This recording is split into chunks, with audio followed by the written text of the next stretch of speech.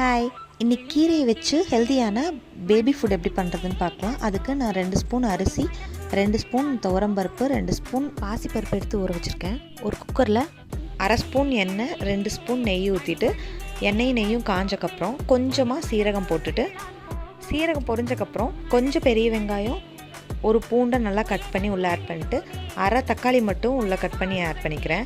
அப்புறம் நான் எடுத்து வச்சுருக்க கீரையை குட்டி குட்டியாக கட் பண்ணிவிட்டு, அது கூட ஒரு உருளைக்கிழங்கையும் கட் பண்ணி உள்ளே ஆட் பண்ணிவிட்டு,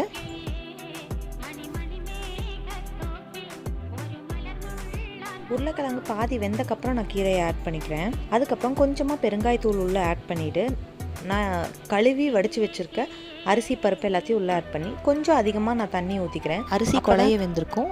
ஒரு 5 விசில் விட்டக்கப்புறம் இறக்கி வச்சுட்டு ப்ரெஷர் போனோடனே ரைஸ் எடுத்து அதில் கொஞ்சம் நெய் ஊற்றுங்க. அவ்வளோதான். பாய். தேங்க்ஸ் ஃபார் வாட்சிங்.